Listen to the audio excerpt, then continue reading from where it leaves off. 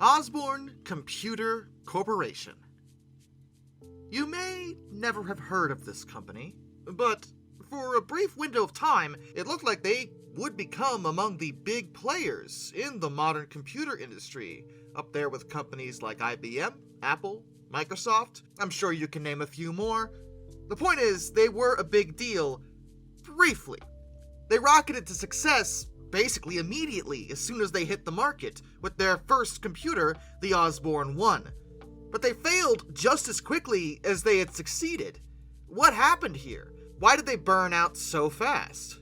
Well, if you ask a lot of people, they'll refer to what's known as the Osborne effect, which I'll explain later in this very video, as the sole reason for Osborne's failure, since the effect is literally named after them. And while it did contribute, it was not the only or even the main reason Osborne failed. The actual reasons they failed had to do with some other mismanagement, as well as a rapidly shifting market that they had no way of adapting to fast enough. Now, in order to properly talk about the Osborne Computer Corporation, we should first discuss Adam Osborne, the founder of the company. Adam was born to British parents, but in Bangkok, Thailand, on March 6, 1939. And very quickly, he established himself as, well, frankly, just so smart. He was a very intelligent individual, even a member of Mensa, the largest and oldest high IQ society in the world. He would eventually graduate with a degree in chemical engineering from the University of Birmingham in 1961, and he would receive his PhD from the University of Delaware in 1968. But his claim to fame wouldn't come from chemical engineering. It would come from computers. While he was in the United States studying for his chemical degree, he learned to write computer code, and Osborne felt that not only was this new tech just really interesting, he liked it, but also that it was the future, that he should contribute to the field. And he started doing it in a way that really no one else had thought of at that point. Books. Yeah, initially, Osborne wasn't actually making computers to sell, necessarily. He was making books. He was a pioneer in the field. He founded a company in 1972 that specialized in easy-to-read computer manuals. The reason for this is that prior to that, computer manuals, well, okay, they would tell you what to do and how to handle a computer, but they were very, very, very technical. There was a lot of jargon and terminology that only a computer engineer would understand. Regular people would read a manual like that and not really fully comprehend exactly what the heck it was even talking about. Remember, the technology was new. Many of the things that were in computers people just didn't know about. Well, in the modern day, we can talk about RAM and hard drives and bits and bytes and all the other stuff, and a lot of us will know generally what that means. Back then? What is that? What even is that? Osborne's company decided to create manuals that dumbed down the language into a way that most people could actually understand. This helped open the door for hobbyists who were interested in the tech but didn't necessarily have degrees in the field to start being able to obtain the knowledge in order to work on computers without necessarily having to invest the time and money into an advanced degree. And it did well. People liked his manuals. By 1977, the company, Osborne & Associates, had 40 different titles, though he would eventually sell the company in 1979 to McGraw-Hill, another publishing company that did specialize in educational content, and they would continue forward, putting similar books out to market. Osborne would personally write several books as well, and one of them, An Introduction to Microcomputers, sold 300,000 copies. He'd established himself as someone who not only understood computers quite well, but was able to educate others on how to utilize and build them. And over the next few years, this would eventually lead him to founding another company and creating his own computer.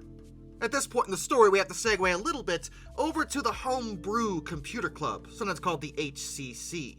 Now, when you say it out loud, if you don't know, that sounds like a bunch of people getting together just to talk about computers. It's just a club. And, in fairness, that is exactly how it started. The first meeting of the club was in March of 1975 in Gordon French's garage. The whole point was just to get a bunch of people together to exchange ideas, like many clubs. In this case, it was computer hobbyists. And Osborne was known to frequent said club. The thing about the HCC, probably more than anything else, is that it became extremely influential. A lot of major players in the computer field would come out of this particular club. This includes individuals like Steve Jobs and Steve Wozniak. While it had a very humble beginning, the influence of the Homebrew Computer Club is not debated on. The modern Silicon Valley as we know it really got its start in a garage. Actually, a lot of things got their start in a garage now that I think about it. Garages are very useful. Anyway, this is relevant because not only did Osborne exchange ideas with other individuals, but he also hired a man out of the club in order to create a computer that Osborne wanted to market. This man is named Lee Felsenstein, who is in himself a computer engineer and had his hands in a lot of old-school computer technology. He developed a lot of different things that led to the development of all sorts of other stuff. Honestly, he is one of the unsung heroes of modern computer science. He created a whole bunch of cool things, and he was one of the original members of the Homebrew Computer Club. Osborne recognized Felsenstein's talent, and Osborne wanted something interesting, especially back then. He wanted Felsenstein to make him a computer that was portable. And you might be saying, you mean like a laptop? And, well, yes, that's what we'd call it. Back then, though, a modern laptop would have likely been almost impossible. At least not one that was functional. But Felsenstein did develop something that was portable for the standards of that time.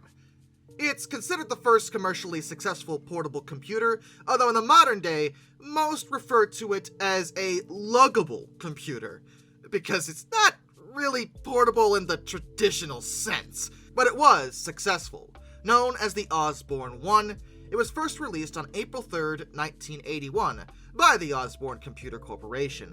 It was a unique situation because Osborne hadn't actually founded the company before developing the computer. Normally startups, when they first begin, don't actually have a product ready for launch, but OCC did, and that was the Osborne 1. It was similar in shape to a sewing machine, though in the modern day even that might not be a fair comparison. To us, it's large and unwieldy, but it was designed to be small enough to fit underneath an airline seat. And it was. It also, most intriguingly, had a foldable keyboard.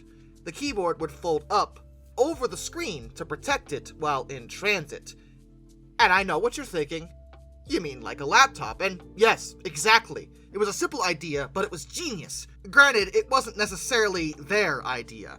The design was mostly based on another prototype made by Xerox called the Note Taker, but Xerox had never put it to market because Xerox had a lot of good ideas that they never bothered to actually put to market because they were cowards. The Osborne 1 was pretty impressive because not only did Adam Osborne want the thing to be portable, but also cheap. And by cheap, I mean $1,795. In today's money, that's over $6,000. So expensive, but cheap by the standards of the time. All computers cost a lot of money back then. More expensive than what we have now, which is laughable in retrospect because what we have now is vastly more capable. But the tech was new, it wasn't all in mass production, a lot of the stuff had to be made in-house, and the Osborne 1 was priced super competitively based on what you were getting. Not only was it somewhat portable, but it also had acceptable specs. Not great, not 100% awesome, oh my god, this is amazing kind of specs, but it would work and do the basic tasks that most people wanted a computer for.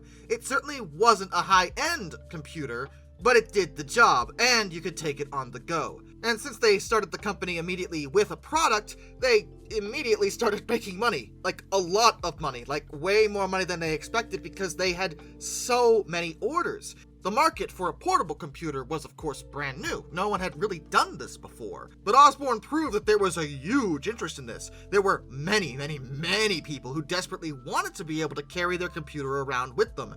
And this, combined with the reasonable price and acceptable specs, meant that they would sell about, 11,000 Osborne 1s after it debuted in July of 1981. There were also 50,000 more on back order. So many people were trying to get a hold of one of these things, and taking those numbers into account, we should probably consider the fact that Osborne never expected this. The initial business plan for the computer predicted a humble 10,000 units sold over the entire life cycle of the product, but the one had smashed that within just a few months. This early success actually started causing them problems, and this was one of the first early issues the company started having. See, they had a great product at a great price with high demand, but they did not necessarily have the means to meet that demand very quickly. When they first started, they only had 2 employees, Osborne and Felsenstein, but within a year they expanded rapidly to encompass 3,000 employees, bringing in $73 million in revenue during that time. The growth was so rapid and, frankly, chaotic that, at least in one case, an executive returned from a trip to a trade show that only took her 1 week, and wound up having to search 2 different buildings to figure out where exactly her own staff had been relocated. It was kind of messy, but they were selling, and the Osborne One didn't just set the stage for portable, it also set the stage for the all-in-one format, which is basically everything you could possibly buy now. I'm sure most of you have purchased a computer before, or understand what goes along with doing that. You go to the store or go online in the modern day, and you buy a computer. And the vast majority of basic computers come with a basic screen, a mouse, keyboard, probably speakers too, as well as the computer itself. It also includes the operating system, as well as software. Sometimes you don't want that software in the modern day, but you would get a whole bunch of stuff along with the price of the computer. Back then, with IBM though, that was not how that worked. IBM was selling their PCs, but they sold everything, and I mean everything, separately. You bought the computer, but then you'd have to buy a separate monitor, you'd have to buy a separate keyboard, and you'd even have to buy separate cables for the monitor. And you'd think if you have to buy the monitor, it would just come with the cables you need. No. You had to buy those separately too.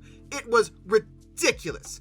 But the Osborne One, of course, had the built-in screen, but came with everything you need, including software, which was exceedingly unusual. The ones shipped with WordStar and SuperCalc.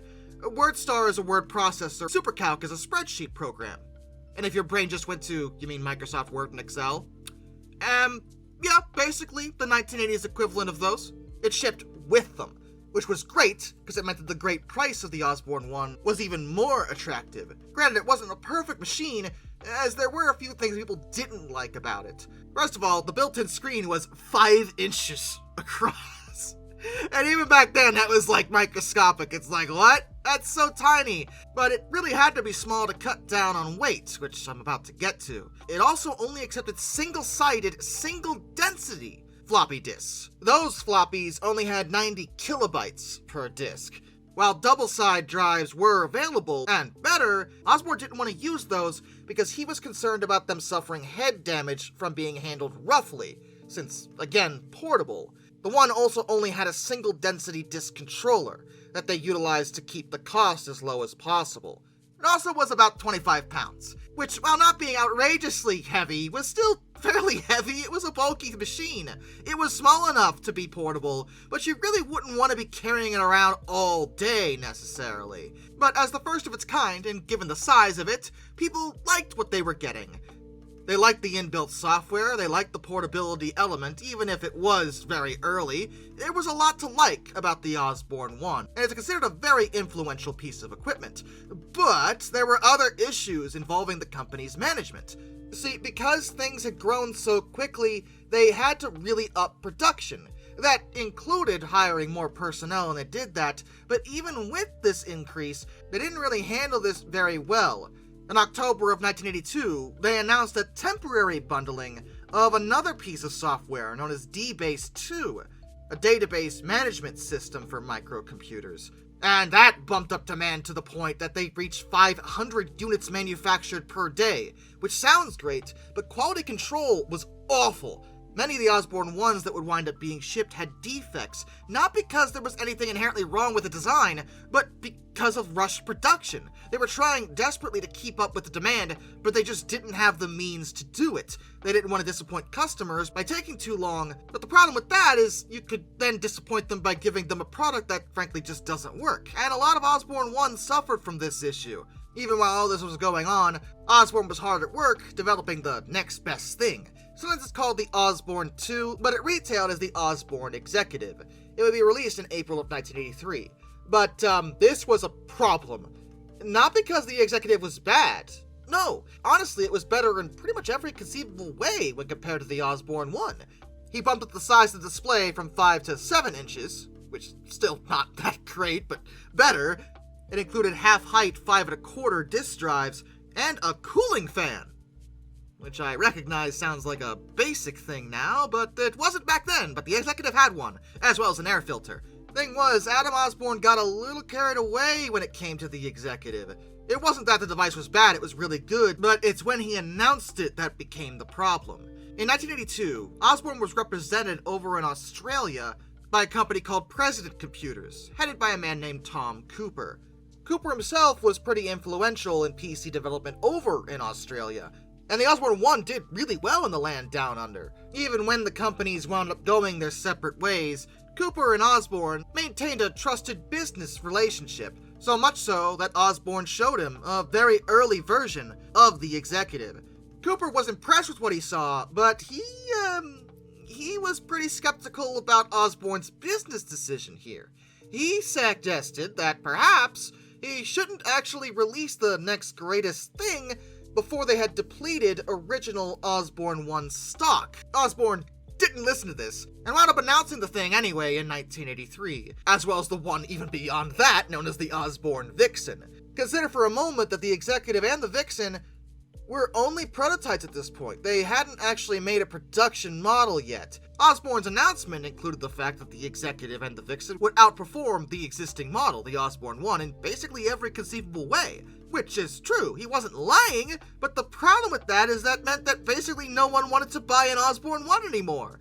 Production ground to a halt because orders had ground to a halt. Many people who had put Osborne 1s on back order, waiting for them to come in, canceled them, instead waiting for the better version to become available. Osborne tried to follow this up by cutting prices on the Osborne 1, trying to get any money out of the existing stock, but nobody wanted them anymore. Why would they? They might as well wait, save their money, and get the better version. The problem here is that they needed money to stay afloat. The company hadn't existed long enough to have a lot of money just kicking around in order to maintain operations while they worked on the executive. It was a horrible situation, but it really wasn't the only issue they were having. For one thing, I already mentioned that they had severe quality control issues. Even those that had gotten Osborne 1s found that in many cases they weren't really put together very well, just because they had been rushed. That made the company not look so good in the grand scheme of things, and made newer customers less likely to trust Osborne 1s if they had heard they were faulty, and would rather invest their money in other portable PCs that had been coming to market about that time, or wait for the executive. And yeah, other computers. The industry was growing rapidly at this point, and it was a hotbed for technical innovation. A lot of companies were putting new products out, and as soon as the competition saw what the Osborne 1 had done, and showed that there was a market for portable computers, a whole bunch of other people were starting to do that. They also incorporated the bundling of the software and all the necessary components idea in with the sale, rather than doing it separately. K-Pro Computer offered portables during this time, which ran the same exact CP/M operating system, but with a larger 9-inch screen, even bigger than the executive was gonna have. Apple Computer was becoming established about this time, and they had a large software library, and then IBM came in with their new PCs, and they were faster, more advanced, and offered many pieces of software. It was hard to compete with a market that was ever-changing, especially when larger companies that were already pre-established were developing things at a rapid rate, and Osborne basically kneecapped themselves by announcing the executive. It wasn't that it was the reason, but it was a contributing factor, and it was so bad that they were forced to declare bankruptcy protections on September 13th, 1983. But they weren't necessarily planning on giving up. They actually emerged from the bankruptcy in 1984. While they were still in bankruptcy, they had sold some executives, a little over 10,000. Not great compared to the Osborne 1, but they still sold some. And once they were out of bankruptcy, they released the Vixen. Though this was a different Vixen than the one I mentioned before.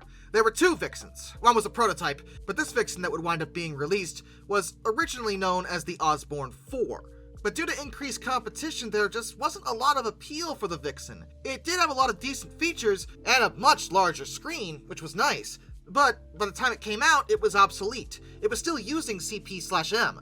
and IBM PC compatibles were running MS-DOS. IBM had completely upended the playing field, and Osborne had no time to adapt. They did attempt to develop their own IBM PC clone, a compatible device in their trademark folding keyboard portable format, but they never left the prototype stage. It was too late.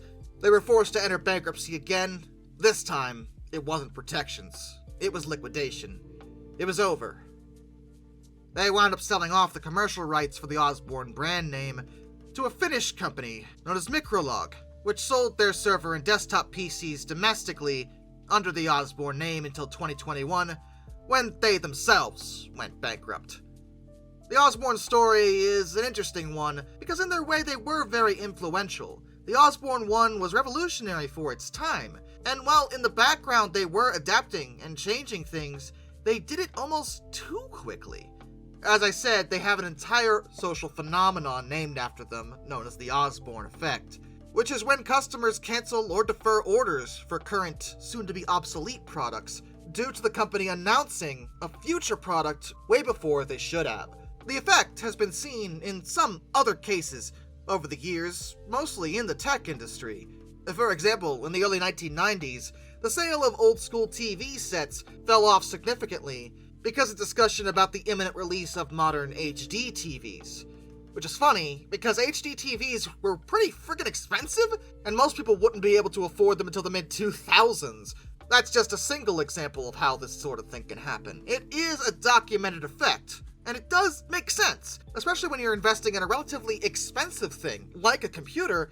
People don't want to spend a lot of money on something that's going to be obsolete, well, immediately. Why buy the older version of something when you can get the new one that has a bunch of new features and has better performance and is better in almost every conceivable way?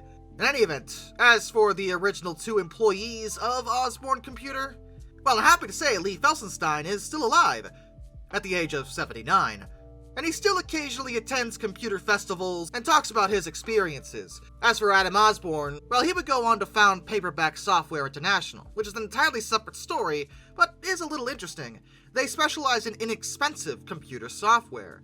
The advertisements featured Osborne himself, who argued that if telephone companies applied the same logic to their pricing as software companies, a telephone would cost $600. But due to some legal issues involving one of their pieces of software, known as VP Planner, which wound up being an almost exact copy of another program called Lotus 123, Osborne would step down from the company. Though it's worth mentioning that Paperback's database application, VP Info, continued to sell well even into the 90s.